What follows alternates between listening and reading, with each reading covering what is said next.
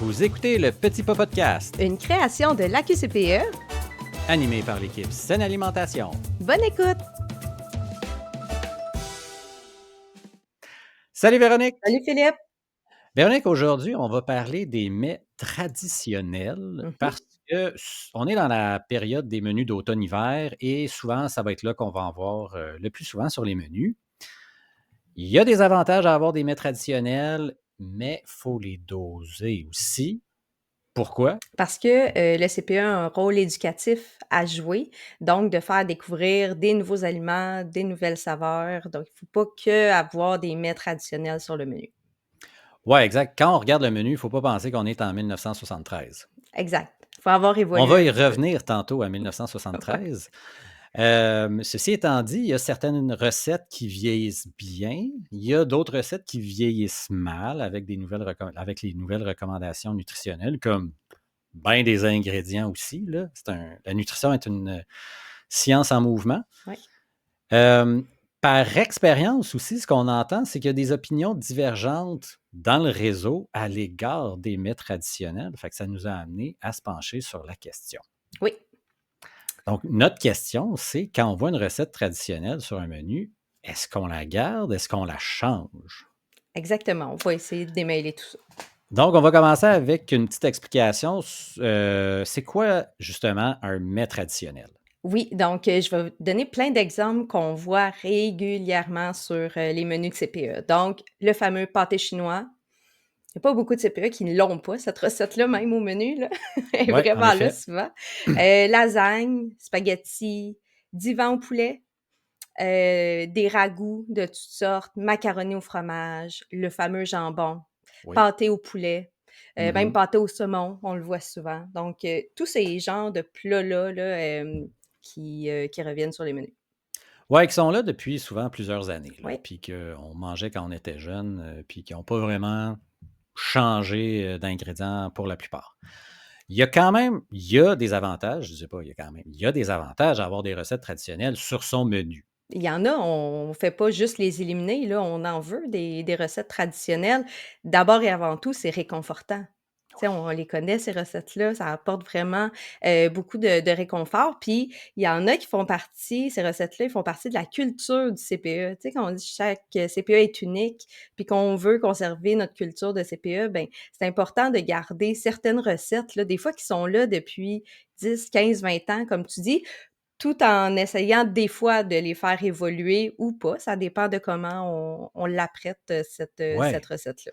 Puis des fois, dans le réseau, il y a des responsables d'alimentation qui sont là depuis comme des dizaines Longtemps, d'années, là, ouais. 20, 30 ans, puis ils ont fait la recette aux parents de l'enfant qui est là présentement, tu sais. Ah oui! C'est un beau pont. Une recette générationnelle. Ouais, ouais. Autre Mais c'est ça. avantage, Ouais, vas-y. les enfants, ils aiment ça, de façon Ben oui. générale, les recettes traditionnelles qui sont au menu, pour plein de raisons. Un, ils connaissent ces aliments-là. Souvent, c'est des aliments qu'ils vont consommer à la maison.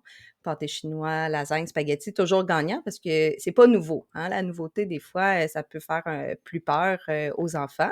Ouais, puis c'est sécurisant aussi pour Oui, l'enfant. oui, Je sais exactement ce à quoi le pâté chinois goûte. Je sais exactement ce à quoi la sauce à spaghetti au CPE goûte. oui. Ça revient souvent, je suis sécurisé, je vais en manger, tout va bien.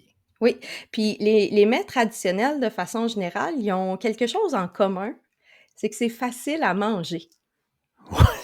Oui, en effet, Souvent, c'est mou, c'est en sauce, c'est des fois des plats tout mélangés ensemble, donc c'est vrai. c'est facile à manger Ouais, pour un enfant.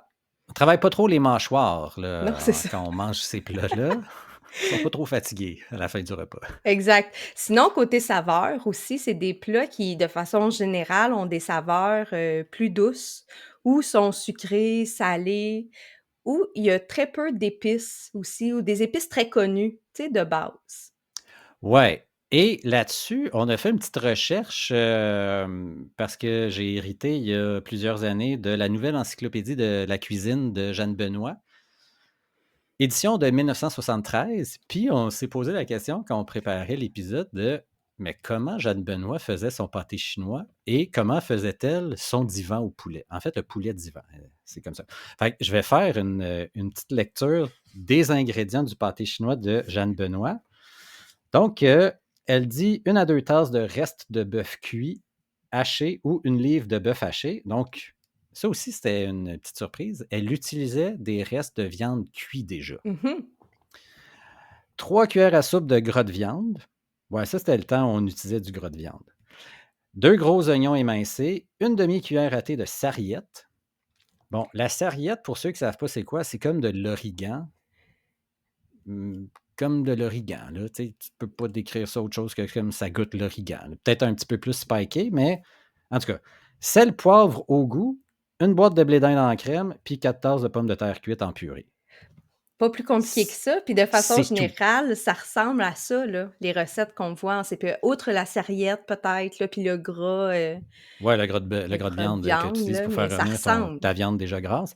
Mais c'est ça, tu sais, le paprika, il n'est pas dans la recette, là. Non, Non. Puis, ben, bref, on va revenir tantôt à l'évolution un peu ouais. du pâté chinois qu'il y a. Ça, c'était pour le pâté chinois, donc assez simple en termes de saveur et d'ingrédients. Puis quand on regarde le poulet d'Ivan qui est, bon, un poulet de 3 livres. Donc là, il n'y avait pas vraiment de poulet haché ou de cubes de Mmh. poulet, là. C'est vraiment, tu cuis ton poulet dans de l'eau.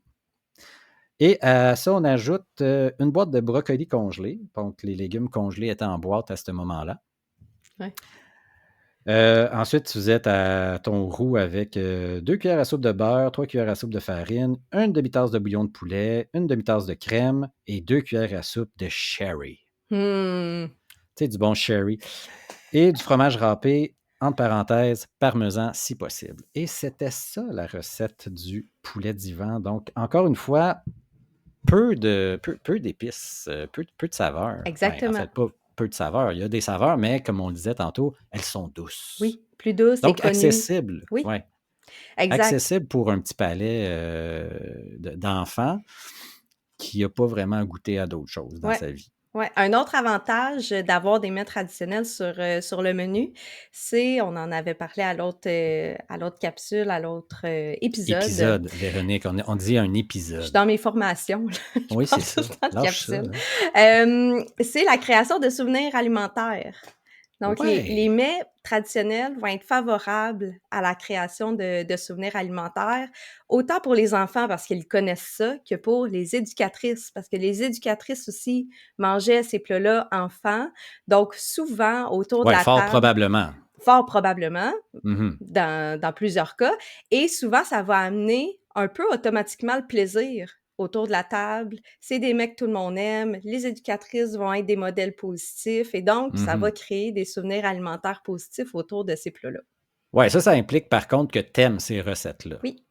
Parce que des fois, il y a des recettes traditionnelles. Comme moi, je connais des gens qui détestent le pâté chinois, là, puis pour eux, c'est la pire recette au monde. Fait que c'est pas vraiment un souvenir positif. Mais de façon générale, c'est tellement connu, c'est tellement populaire qu'on se dit, ben, ça veut sans doute dire qu'il y a beaucoup de gens qui aiment ça. Oui. Donc, ça aide à créer des souvenirs, puis là, l'adulte qui est le modèle va en manger un petit peu plus. Oui. Et Autre un avantage. autre avantage, c'est des recettes qui généralement, encore une fois, les responsables de l'alimentation maîtrisent bien. Ils n'ont pas besoin de regarder leurs recettes, ils savent les ingrédients, les quantités, ils savent tout ça par cœur. C'est Fait ça. fait qu'ils maîtrisent très bien ces recettes-là de façon générale. Fait que ça se fait facilement sur un menu. Quand on Ouais. a ça au menu, pas besoin de se casser de bicycle, hein, c'est tac, tac, tac, ça se fait, puis on est capable de planifier ou de voir venir ces recettes-là aussi à l'avance dans certains cas. Mais tu dis que c'est des recettes que les RA maîtrisent, mais des fois, c'est des recettes qui peuvent être longues à faire. C'est très long à faire. Tu sais, quand on parle pas juste de une lasagne, de un pâté chinois, déjà, moi, je trouve ça long à la maison, faire un pâté chinois. C'est pas, Bon, OK. ça me prend pas 5 minutes, là, c'est quand même long. Non? Fait que là, si on Ouais. fait ça pour 80 puis qu'il faut que je fasse, 4, 5, 6, 7 lasagnes, hey, étaler, là, les lasagnes, mettre ta sauce, les lasagnes, de la sauce, du fromage, Hmm. ça peut être très long, là. Donc oui, c'est des recettes que les RA maîtrisent bien, mais c'est des recettes souvent longues. Ouais. Et des fois, ce qui arrive aussi, c'est que on prend des raccourcis avec des aliments un peu plus transformés.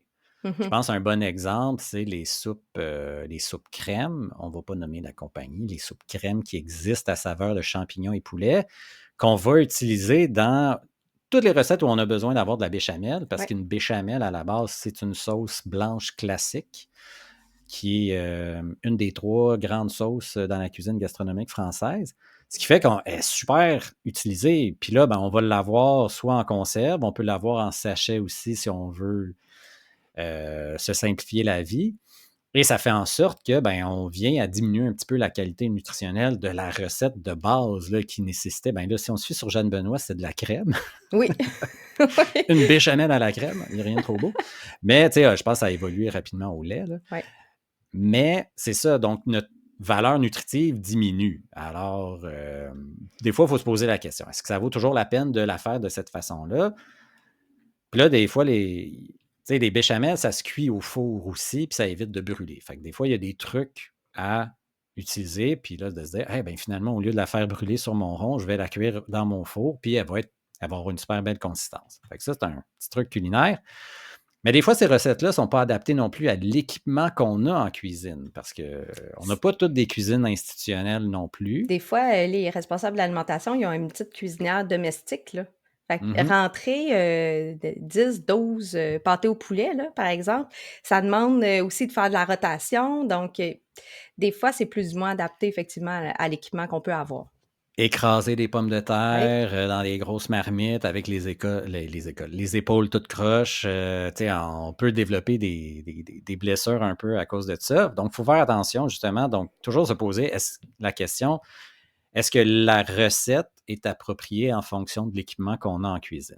mmh Fait que ça, c'est une réflexion, je dirais, très culinaire, ouais. très installation. Il y a aussi la question du rôle éducatif du CPE.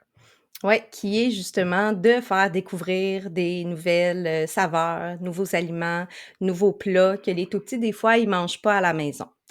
Tantôt, on parlait justement qu'il faut doser. On a nommé les avantages d'en avoir des mets traditionnels sur le menu. Donc, le but, c'est pas de les éliminer et même on peut les utiliser pour faire ça, pour intégrer des nouveaux aliments, des nouvelles saveurs.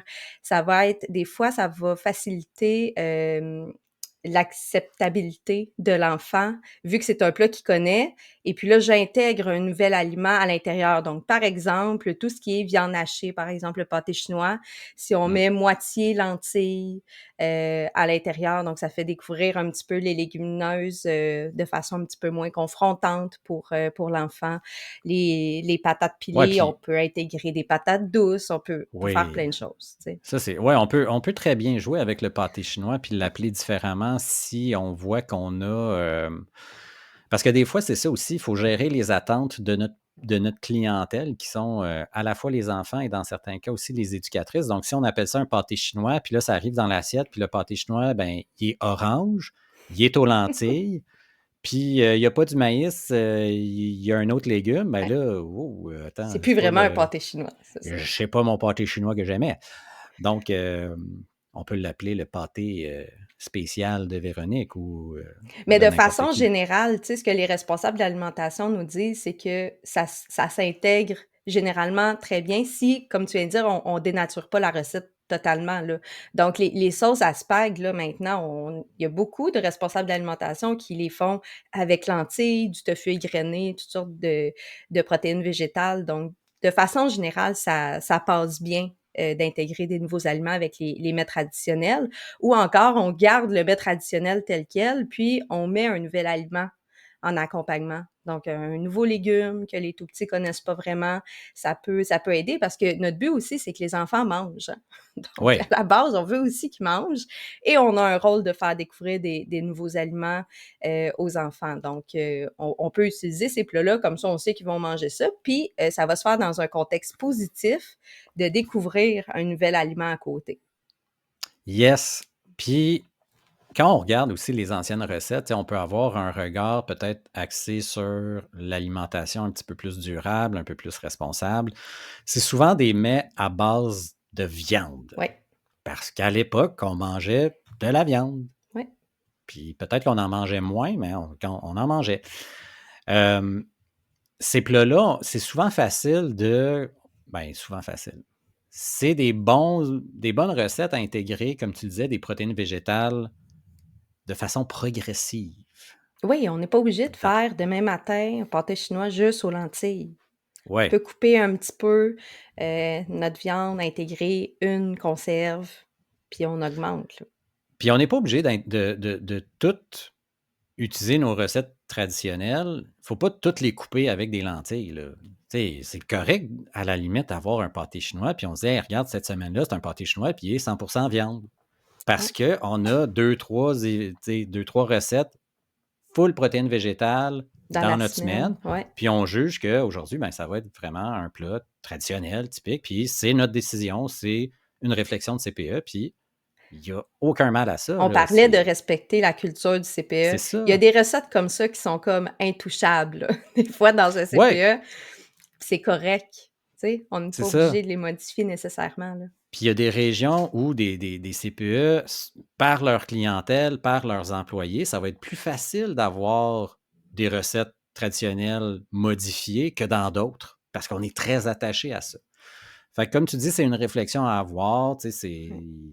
il y a pas, faut pas penser que on enlève toujours tout le temps nos mets traditionnels. On peut les garder, mais ça va être une réflexion du CPE, je dirais, puis des responsables de l'alimentation à doser leur présence sur les menus, puis de les modifier ou non selon ce qui est autour aussi de leur menu. Super belle conclusion. Je l'ai travaillé. Ça fait pas mal le tour. Mais pour terminer, alors, on l'avait fait à l'Halloween avec nos bonbons préférés, mais toi, c'est quoi ton mets traditionnel préféré? Ben, sans aucun doute, c'est la sauce à spag de ma mère. J'ai jamais mangé une autre sauce à spag qui se rapproche de ça. Et toi? Ouais, OK. Elle s'appelle comment ta mère? Solange, C'est la sauce à la Solange. sauce à Solange. Bon, Exact. ben, puis là, tu vas me poser la Mais question, oui, fait que mais je vais y toi, c'est-tu répondre. la soupe au pois? Choisis autre chose, là, tu en as parlé dans l'autre épisode. Ouais, c'est ça. Non, la soupe au pois, ouais, j'adore ça, mais non, en fait, le mets traditionnel, moi, je l'ai déjà dit, mon père, il vient de la Suisse et pour moi, c'est la fondue au fromage. Oh! Avec quel Ouais, ça, c'est notre. fromage? Euh, je n'ai pas. On met du gruyère raffiné en grotte, Mmh. qui est vraiment très savoureux. Puis on met du. Voyons. Hey, j'ai un blanc. Oh, ça, c'est honteux pour mon père. On Mais le c'est salue. du. Ah oui, on le salue, qui n'écoute pas, qui n'est pas au courant. Non, désolé, c'est du vacherin fribourgeois. C'est un fromage vraiment qui n'est pas super bon à manger tel quel, mais mixé avec du gruyère, ça fait une fondue exceptionnelle, qui n'est pas vraiment un plat approprié pour les CPE, Non. mais c'est ça. Donc, encore une fois, on conclut sur une note plus ou moins pertinente et on se dit à la semaine À la prochaine. Merci, prochaine. Véronique. Bye Bye bye. bye.